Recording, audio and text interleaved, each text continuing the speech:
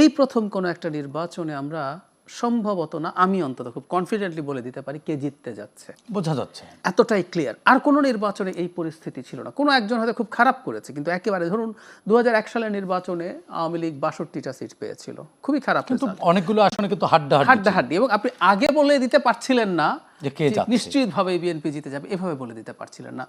Even 2008 সালে এটা to some extent একটা রিগড নির্বাচন, এটা অন্য ফর্মে কারচুপি হয়েছে, বিএনপি খুবই খারাপ রেজাল্টও দেয়া হয়েছে তাকে, কিন্তু জনগণ বুঝতে পারে, কিন্তু আগে বোঝা যায়নি যে এটা এই পরিস্থিতি হতে পারে। এই প্রথম আমরা এইভাবে বলতে পারছি। সো এই পয়েন্ট অফ ভিউতে তাহলে বোঝাই গেল যে জামাত কেমন করতে পারে, জামাত এবং তার নেতৃত্বাধীন দল। জামাত ইসলামী যে ভালো করবে না তার আমি একটা প্রমাণ দিই। আমি একটা জিনিস একটু পড়ি একটা পোর্টাল থেকে। কিছুদিন আগে জামাত ইসলামী তার দল নিয়ে জনাব তারেক রহমানের সাথে বৈঠকে গিয়েছিলেন। এটি শোক প্রকাশ করতে গিয়েছিলেন বেগম খালেদা জিয়ার। তারপর আমাদের সৌজন্য সাক্ষাৎকার হয়েছে। বেরোনোর পর, সৌজন্য সাক্ষাতের পর বেরিয়ে জামাতের আমির কিছু কথা বলেছেন যেগুলো রাজনৈতিক। হ্যাঁ, আমি একটু এই কথাগুলো পড়ি, তাহলে বোঝা যাবে জামাত উনি মানে আমির স্বয়ং যখন বলছেন, উনি কি বলছেন। ওনারা বলছেন, আজকে এই নিয়ে আমরা আলাপ আলোচনা করেছি, আমরা এটাও বলেছি প্রিয় দেশের স্বার্থে অতীতে আমরা একসাথে কাজ করেছি, আগামীতেও দেশের স্বার্থে ইনশাল্লাহ একসাথে কাজ করবো। আচ্ছা, তারপর বলছেন তারেক রহমান সহ বিএনপি সবাই একই আকাঙ্ক্ষা ব্যক্ত করেছেন। এরপরের জায়গাটা খুব ইম্পর্টেন্ট।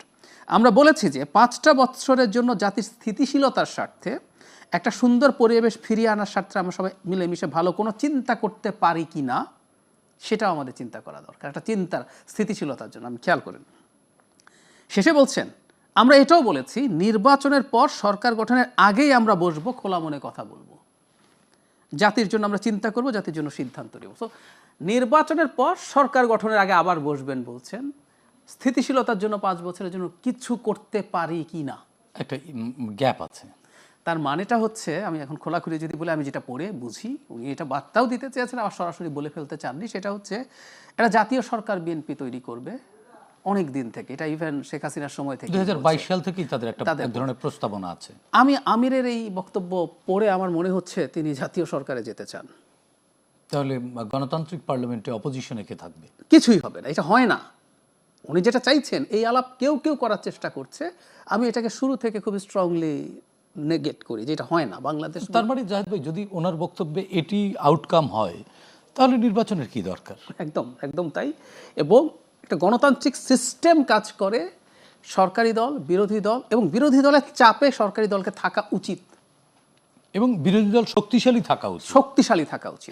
যেমন 14 সালের পরে আমরা পার্লামেন্টে কিন্তু বিরোধী দল দেখেছি, আমরা বের করতে পারিনি যে কে বিরোধী দল কে সরকারি দল। তার চেয়ে জরুরি কথা, এই যে আপনি আগে ভাগে বলে দিতে পারছেন মোটামুটি, তার মানে কি পরাজয় এক প্রকার, এক ধরনের পরাজয় মেনে নেয়? আমি তাই দেখছি। এবং উনি বিরোধী দলেও থাকতে চাচ্ছে না, তার মানে আমি ধারণা করি ওনার সংখ্যাটাও এত ছোট হতে পারে বলে তিনি ভয় করছেন, মানে বুঝে ফেলেছেন যে এই সংখ্যা নিয়ে, আমার ইন্টারপ্রিটেশন এরকম, মানে এই সংখ্যা নিয়ে বিরোধী দল হওয়াটাও তাদের জন্য প্রবলেম্যাটিক হবে।